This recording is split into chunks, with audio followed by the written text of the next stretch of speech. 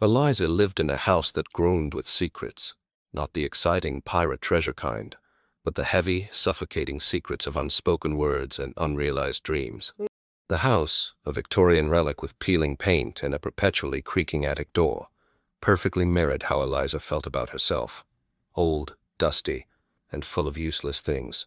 Eliza worked as a junior librarian, a job she'd taken because it was safe. Safe like her life.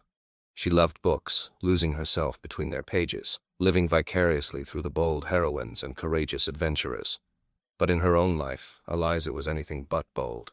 She was quiet, unassuming, and plagued by a relentless inner critic, a chorus of whispers that told her she wasn't good enough, smart enough, or brave enough.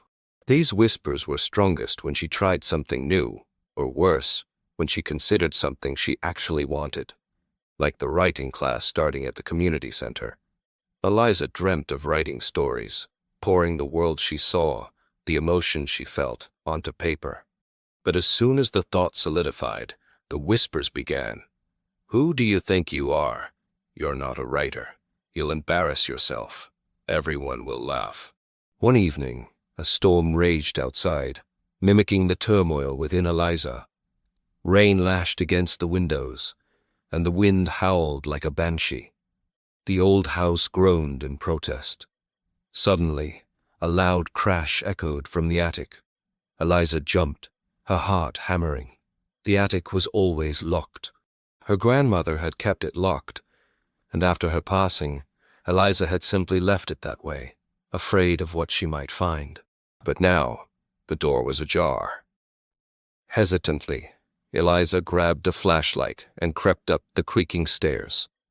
The air in the attic was thick with dust and the scent of decay. Moonlight filtered through the gaps in the boarded-up windows, casting long, dancing shadows. The crash had been a stack of boxes tumbling over. They were filled with old photographs, letters, and journals, her grandmother's things.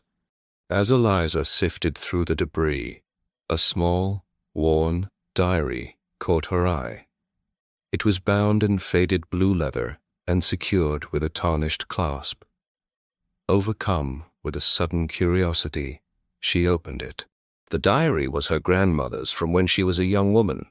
Eliza had always known her grandmother as a quiet, reserved woman, content with her garden and her knitting.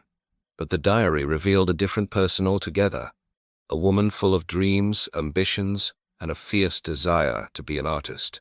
Eliza read about her grandmother's struggles, her hopes, and her heartaches. She learned of a painting she'd dreamed of creating, a masterpiece that would capture the beauty of the surrounding valley. But the diary also spoke of discouragement, of criticism from her family, and of a growing self-doubt that eventually led her to abandon her artistic pursuits. Eliza felt a pang of recognition. The same whispers that tormented her had silenced her grandmother.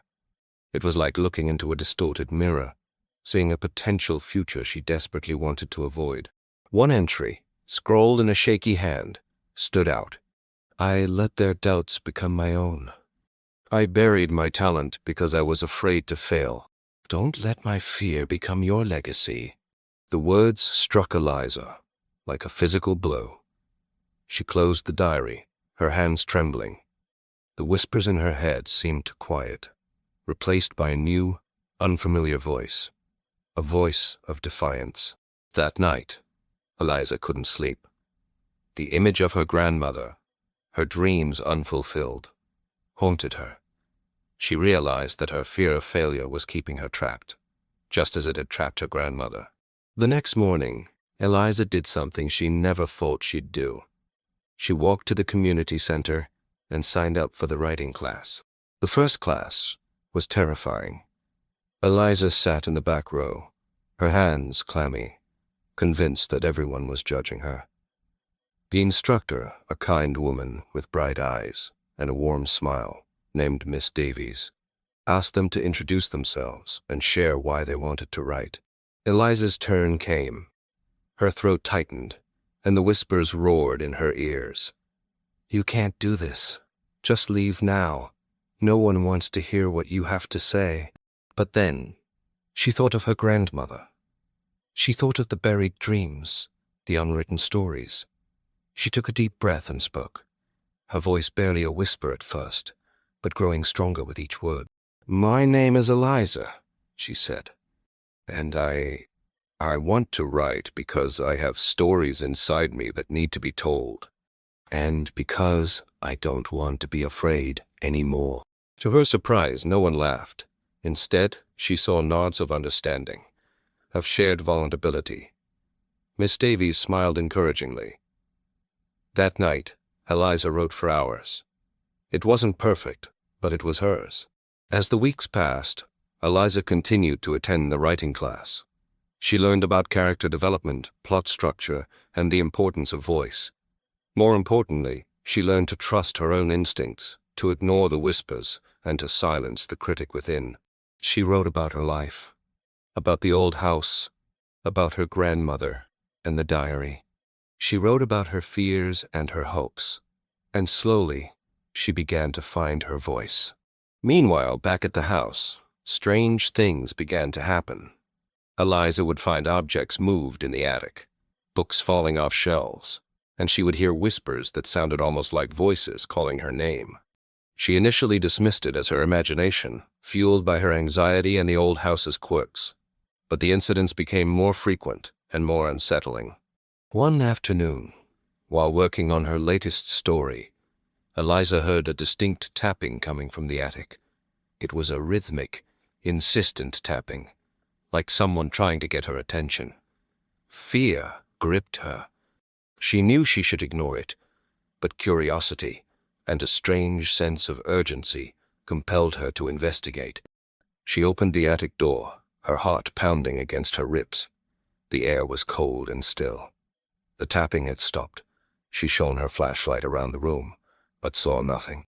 Then she noticed something different. A small wooden box, which had been tucked away in a corner, was now sitting in the middle of the floor. The box was locked. Eliza hesitated. She didn't know why, but she felt a strong connection to this box, like it held a missing piece of the puzzle. She rummaged through her grandmother's things until she found a small, antique key. With trembling hands, she inserted the key into the lock and turned. The box opened. Inside, nestled on a bed of faded velvet, was a single, unfinished painting. It was a landscape of the valley surrounding the house, bathed in the golden light of sunset. It was beautiful, even in its incomplete state. As Eliza gazed at the painting, she suddenly understood. The tapping, the whispers, the strange occurrences.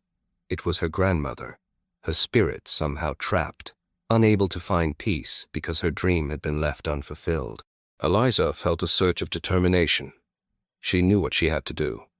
She spent the next few weeks researching her grandmother's life, learning about her artistic techniques, and trying to understand her vision for the painting. She bought paints and brushes and hesitantly started to work on the canvas. It was difficult. Eliza had never painted before. She made mistakes, she struggled, and the whispers returned, louder than ever. "You're not an artist. You're going to ruin it. You're not good enough." But this time, Eliza didn't listen. She remembered her grandmother's diary, her unfulfilled dreams, and her warning. She kept painting, pouring her heart and soul into the canvas. She began incorporating elements from her writing, weaving stories into the landscape, using color and light to convey emotions and experiences. She imagined her grandmother looking over her shoulder, guiding her hand. Slowly, the painting began to come to life. The landscape deepened, the colors intensified, and the valley seemed to breathe with a vibrant energy. Finally, after weeks of painstaking work, Eliza finished the painting. It wasn't a masterpiece, but it was beautiful. It was a testament to her grandmother's talent, her own perseverance, and the power of overcoming fear.